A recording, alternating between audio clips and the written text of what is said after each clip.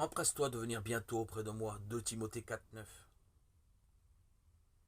La deuxième épître à Timothée a souvent été appelée le testament spirituel de Paul, pour Timothée lui-même, ainsi que pour toutes les générations de croyants après lui.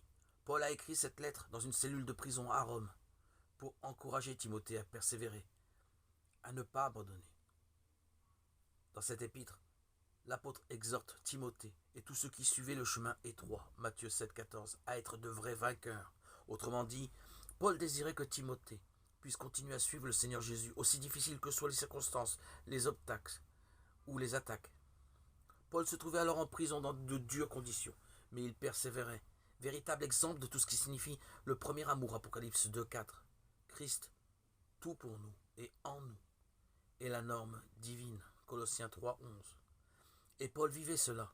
En dépit des grandes épreuves qu'il traversait, le Seigneur Jésus veut être tout pour chaque croyant, quel que soit le lieu ou les circonstances où il se trouve.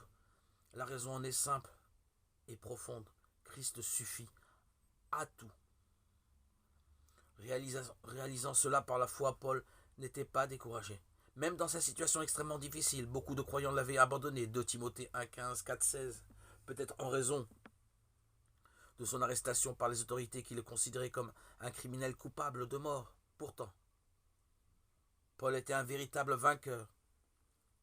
Il en était ainsi de plusieurs autres croyants mentionnés dans cette lettre, qui avaient du zèle spirituel pour le Seigneur, un engagement qui honorait Dieu. Ils n'étaient ni charnels ni égoïstes, et leur affection se concentrait sur le Seigneur, sur ses intérêts. La mission que Paul laissait à Timothée, c'était d'être un tel exemple de dévouement.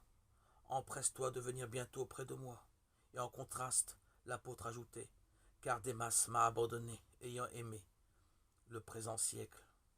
Démas, l'un des proches collaborateurs de Paul, n'avait pas pour autant perdu son salut, mais malheureusement, il ne donnait plus la première place au Seigneur, qui n'était plus tout pour lui.